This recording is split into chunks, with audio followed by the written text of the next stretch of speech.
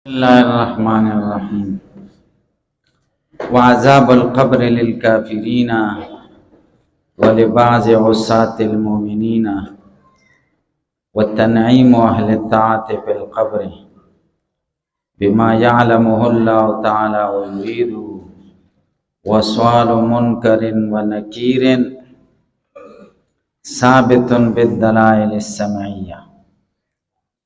اصل کدا یو جمله ده، درې معطوفات چې راجمع شي هغه مبتدا ده او خبرې وروسته دی.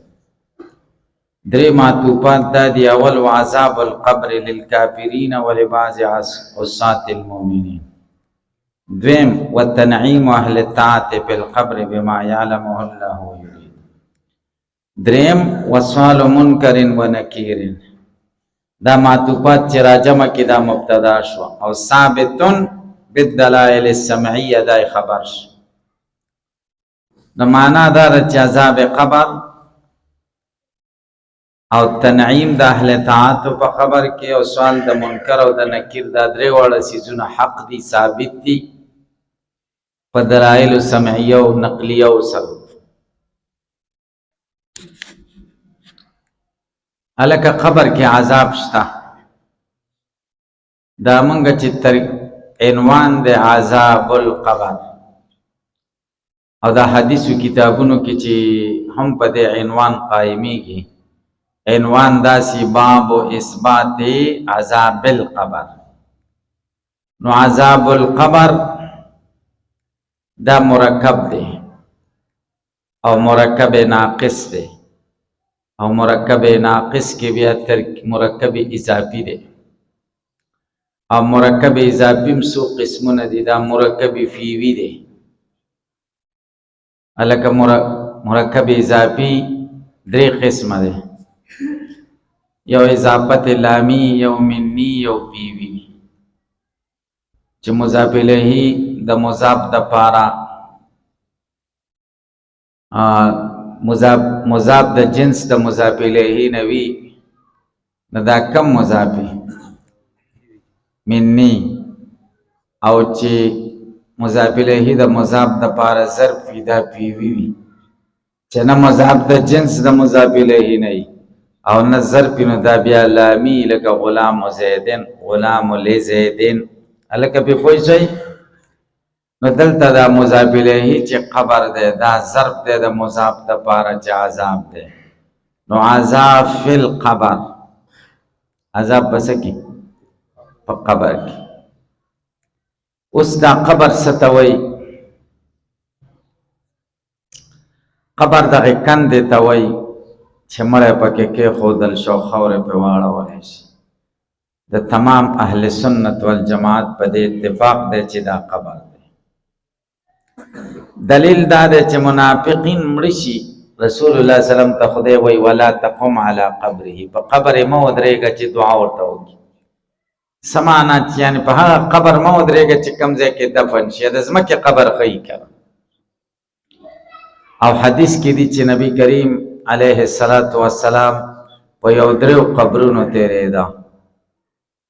نو نبی علیه السلام تپوس وکړو دا کله مړه شوي دي؟ وایي جاهلیت کې مړه شوي، کفر کې. نبی علیه السلام بیا وفرمایل انهما لا يعذبان، دې ته خو عذاب ورکول کېږي. وما يعذبان فی کبیر، دې ته عذاب نه ورکول کېږي په غټه خبره کې چې دوی ته ځان نشو ساتلی. اما الاول فلا یستنزه من البول، اول به تش امتیازو نه ځان نه سات. واما الاخر فیاتی بالنمیمه، او دې بل به چې چغلخوري کوله.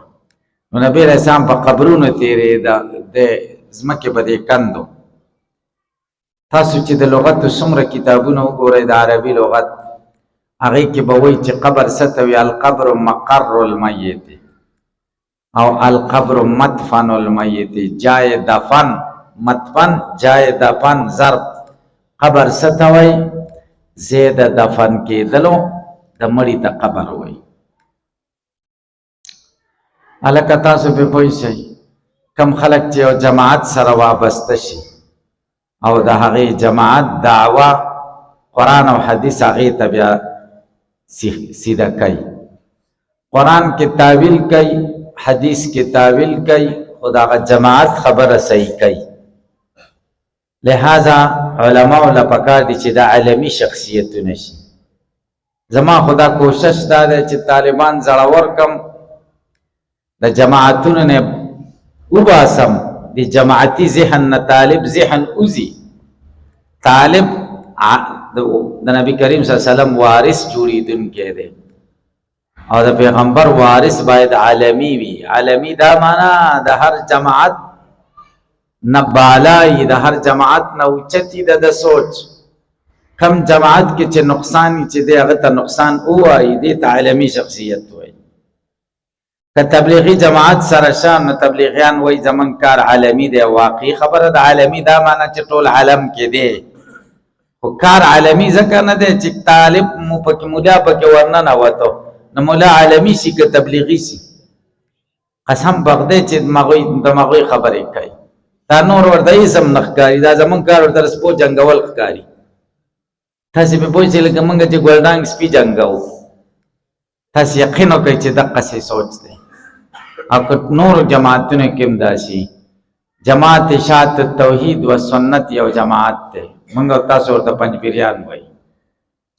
او شیخ القرآن مولانا محمد طیب صاحب د هغه کتاب دی، ما کتل ما سره دی، ورکوټي رساله ده. دا کتاب نوم دی مسلک الاکابر. په هغه کې دا لیکلي دي چې دا کنده چې مړی پکې کېښودلی شي دا قبر نه دی، بلکې قبر یا په سجین کې دی او یا په علیین کې دی. نو دومره بداحت خلاف کوي او ښه پوهه سړی دی. دا ځکه د بداحت خلاف کوي چې هغه د جماعت محبت او د جماعت عقیده او نظریه د سترګې او وړاندې کړي، وګونه ورته کاڼه کړي دي او ژبه ورته ګونګی کړي ده. قسم دې عقل ته اخلي. جماعتي مینه د زیاده چې سړی نه عقل اخلي، سړی لیونه کوي. ځکه محبت خو جنونی کنه، محبت خشه نه دی. اعتدال کې بځه اعتدال، درمیانه توب. نه به دومره محبت کې چې د غلطو ته خو وایي، نه به دومره بغض کې چې خو ته غلط وایي، بلکې درمیانه بځي. تاسو یقین وکړئ چې دا خبره کړې دا به تاسو وایي چې دا څنګه دا قمقل دی. نه، دا جماعتي جنون کې راغلی. ځکه دا ویلي دی کندې له وایي قبر نه وایي. تاسې پې پوه شئ. او حدیث چې وګورئ، قرآن کریم چې وګورئ، ټول قرآن د دې نه الهاکم التکاثر حتی زرتم المقابر. تاسو د مال ډیروالی غافله کړی یئ. حتی زرتم المقابر، تر دې چې تاسو د مقبرو ملاقات لورلی، د مقبرو ته نږدې سوئ. نو مقابر مقبرو ته وایي چې کومې دلته دي. نو قبر دې کندې ته وایي، او هغوی وایي نه، قبر یا په سجین کې دی یا په علیین کې دی. نو هغوی عذاب القبر مني. هلکه څه مني؟ عذاب القبر چې ورته وایي چې تاسو عذاب القبر نه منئ، وایي خدای دې نه کړي، مونږ عذاب القبر منو. خو قبر سجین ته وایي، هغه روح چې کوم ځای کې دی سجین کې روح ته عذاب شته. نو قبر خو په سجین کې دی. نو عذاب القبر، عذاب قبر سجین، د سجین د قبر عذاب منی. د سجین په قبر کې چې میت ته کم عذاب ورکول کېږي، او د سجین په قبر کې چې میت ته کم عذاب ورکول کېږي. سجین کې روحي که جسدي؟ نو روح ته مني، جسد ته نه مني. او دلته په دې کنده کې څه دی؟ روح دی که جسد دی؟ جسد دی. نو منګه سوایو، منګه وایي چې دغه جسد ته عذاب ملاویږي، خو د روح تعلق ورسره شته، بتعلق الروح. هلکه په دې ځان پوهه کوي. او دا تعلق څنګه دی؟ دې کې بیا زمونږ ملایان خطا دي. او دا چل دی او دا چل دی، او باندې غلو پکې وکړي. غلو پکې مه کوئ. یلکه د جسد ته عذاب دی بتعلق الروح، او تعلق د روح د جسد سره په مرتبه د لا بشرط شی کې دی. موږ د هیڅ کیفیت نه دی معلوم. نه شرع دا کیفیت بیان کړه قرآن او حدیث کې دا کیفیت نشته نو چې نشته ضرورت ورته نه و کنه ځکه شارع بیان نه کا کدا دین وې خو شارع به بیان کړی وې کنه او دا ضروری وې نو ضروری نه دی شارع نه دی بیان کړی نو موږ هم پکې غوتی نه و تاسو موږ هم نه راس پړو ځکه شارع نه دی بیان کړی بس د روح ور سره تعلق دی د جسد ته عذاب ورکول کیږي دومره منای کني منای دا د اهل سنت والجماعت عقیده ده او دومره ځکه منو تاسو یو ساده مثال وایم کده سی وای چې سجین کې عذاب ورکول کیږي نو صرف روح ته عذاب ملاو مزه خو دې جسد هم کړی دی او آرام باندې پروت دی دته خو چا سونه ویل کړه او کمنګ و چې نه دې قبر کې ملاوي کې روح ور سره تعلق نشته نو مزه ور سره روح نه دی کړی سم دا خو خر بځه قتل ادا ور کول شو خون چا خيسه ګناه چا کړی دا او ته وه سوک الکه وام دې کمزه او ډب دې کمزه کی ما ته وګورئ دا یو دوه تنانی یو ډوندی او یو دغه شلی دواړه د انګورو باغ لاړ شي اوس شل ته انګور ښکاري چې هغه پاخه دي او هغه کچه دي او هغه ښه دي او هغه خراب دي او لون ته نه ښکاري لون لاس وررسي خدا دې چې وګو تمیز نشي کولی چې دا ښه دي او که دا بد دواړه اتفاق وکړي دا ړوند ورته وایي زه به کښېنم ته زما په دې وږو کښېنه سپکې زه به دې اوچت کړمه او ښه وږې ښه کره کره وږې راوشو کوه او دواړه به ته استفاده وکړو نو بس دی چې کوم دی کښېني ورته او شلې په اوږو کښېني او ښه وږې راوشو کوي او هلته پې د باغ مالک راشي او دواړه ګیر کړي اوس به سزا چاله ورکوي نو د دې ړوند څه ګناه ده دا وږې خو را کټ کړي شل دي که نه ړوند خو کېنولی په وږو که نه او که موږ ووایو چې د شل څه ګناه ده دی چې ده په وږو نه وی کېنولی نو ده څه ګناه کولی شوه نه خو دی به نه کېناسته که نه نو ګناه کې دواړه شریک او سزا چې ورکول کېږي که نه دواړو ته به ورکول کېږي دقه شان روح سور دی او جسد مرکب دی او روح راکب دی او خوندونه دواړو اخیستي دي لہذا سزا به دواړو ته ورکول کېږي تاسو زما په خبره پوهېږئ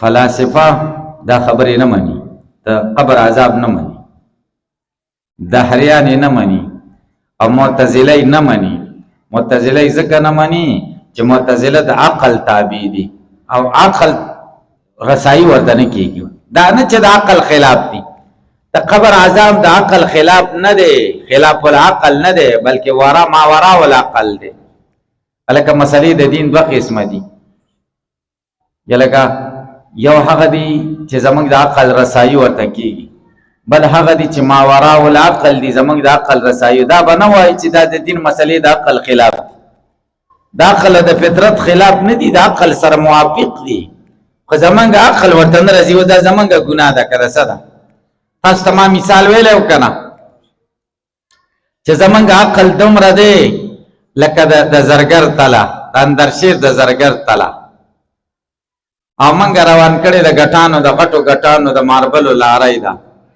او دا زرګر په دوکان ورنه باسو چې دا راته ستا په دې تله وتله نو دا قمقلتوب دی که هوښیارتیا ده اما راته وایي دا د دې تلل دا خو د یوې تولې او دوو تولو د ماسې د تللو تله ده دا خو به ته په کانټه تلې که نه هسې پې پوه شئ نه زمونږ عقل دومره دی لکه د زرګر تله نو چې مونږ د قبر خبرې او د آخرت خبرې او د پل صراط خبرې په دې عقل معلومو دا داسې ده لکه د ګټانو تله د ماربلو لارۍ چې مونږ د زرګر په تله ده تاسې پې پوه شئ دا بے وقوفه خلق چې کوم منکرین د عذاب قبر دي دا خبرې به معتزله وکولې اوس یې پنجبیریان کوي یلکه تاسو یقین وکئ چې دی کوي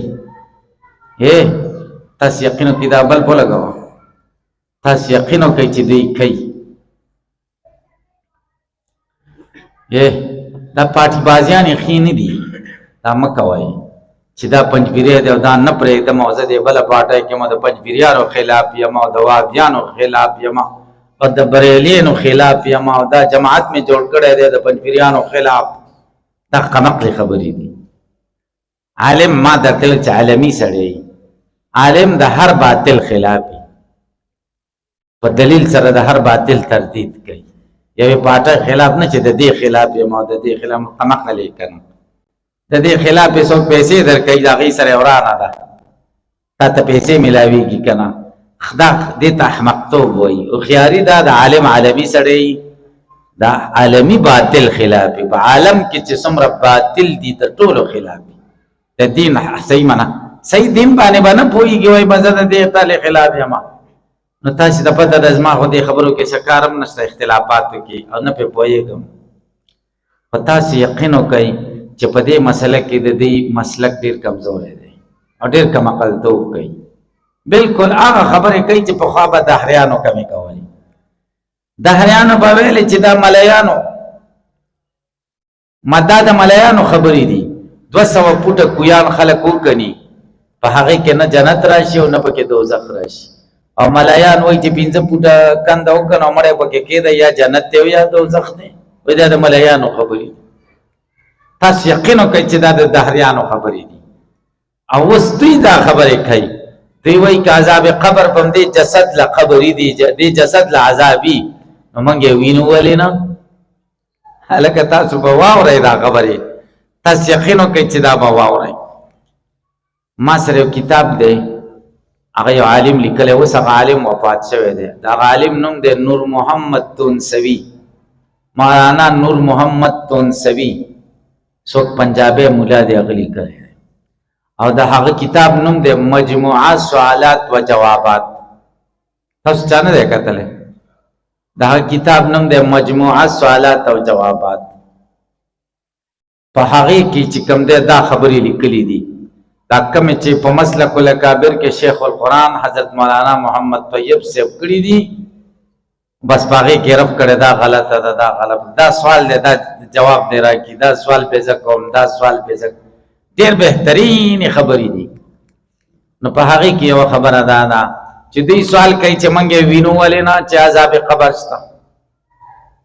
لکه که دې قبر کې عذاب یې موږ مړی راوسپړو چا نه پکې څه پاتې شوي یا سرک راشي خلک مړی مخه شان پروت دي، نه سوی نه ورسره ماري نه ورسره لړمي هېڅ هم نه مخه شان پروت دي.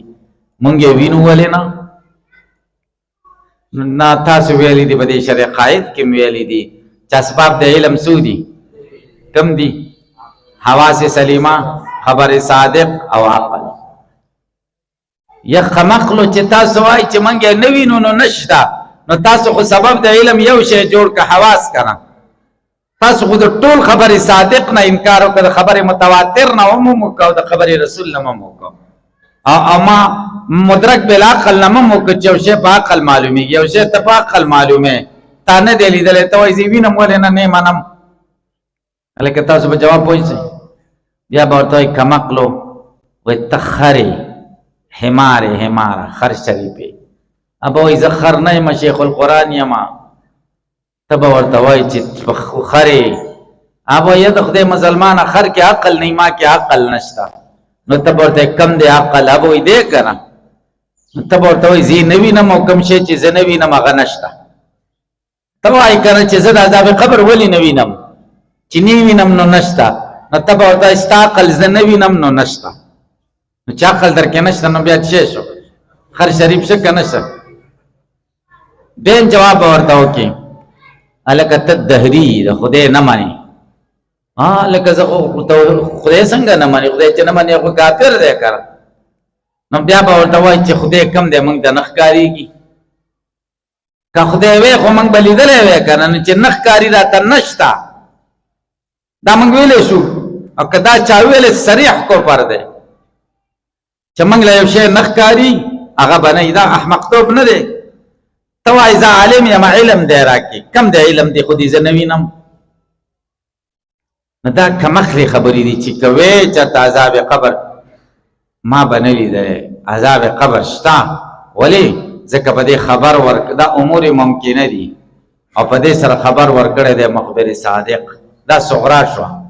او هر هغه امر ممکن چې په هغې خبر ورکړي مخبر صادق هغه واقعي علم باغې متحققي نو عذاب قبر واقع دی زما علم په متحقق دی لکه تاسو په دې خبرو پوه شئ کې پوه نشئ عذاب القبر د دې عنوان نه بدا معلومه وي عذاب القبر چې دا مرکب اضافي دی او مرکب اضافي کې فیوی دی د دې عنوان نه معلومیږي چې د جسد ته عذاب قبر شته قبر عذاب د جسد ته به تعلق الروح الکه روسته بیا راشي ابو حنیفه انکار کوي ابو حنیفه د دین انکار نه کوي چې د جسد د پاره عذاب نشته مولا لقاری د مقات کې لیکلي د دین انکار کوي چې دا روح ورپکې ټول بدن کې نه ننوځي بلکې تعلق د جزء بدن سره مدا خبرې وګدي دي خو دومره زده کوي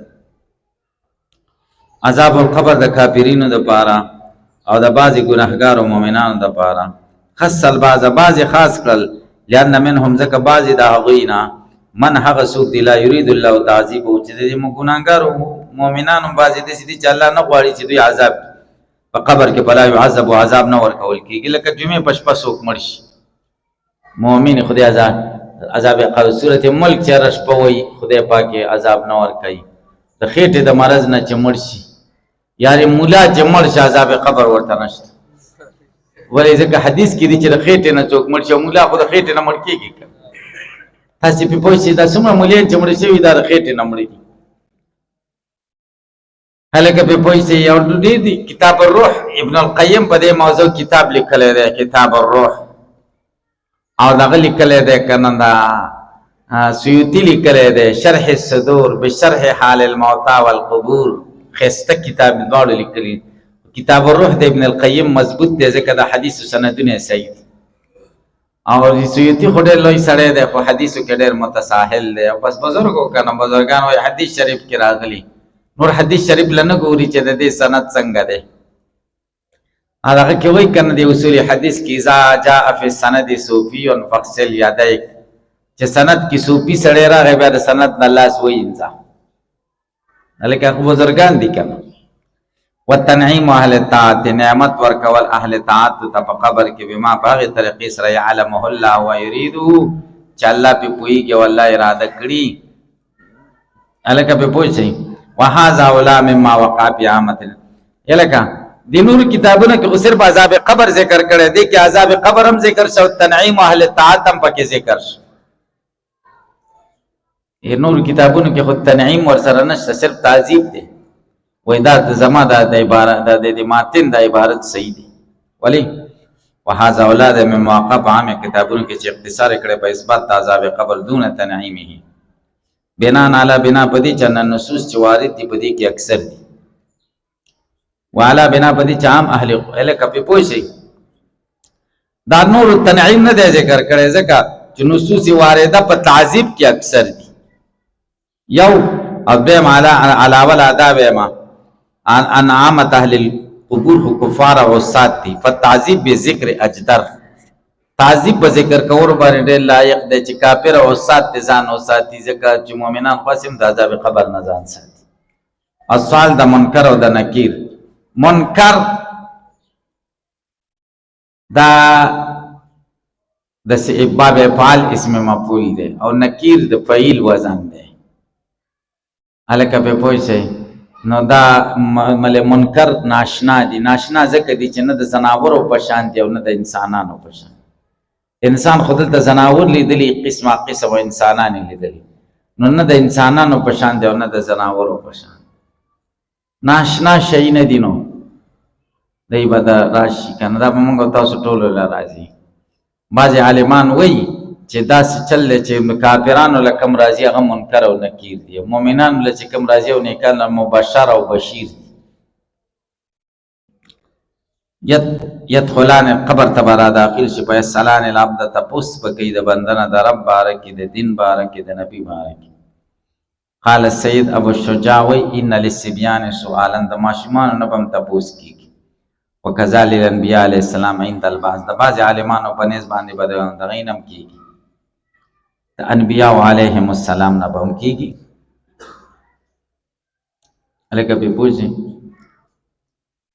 نو دا سوال عام دی ټول ته شامل دی الکه په پوښي نو د دې عقل به پوره شي او د جواب الهام به ورته وشي او د پیغمبرانو نه به اسې تپوسي د عزت دپاره به تپوسي د دې دپاره به نه وي چې هغوی راګیر کړي یا تعظیم دپاره وي بس دی یا لکه ثابتن کل من هذه الامور دا درې واړه خبرې ثابتې دي په دلایل سمیعه باندې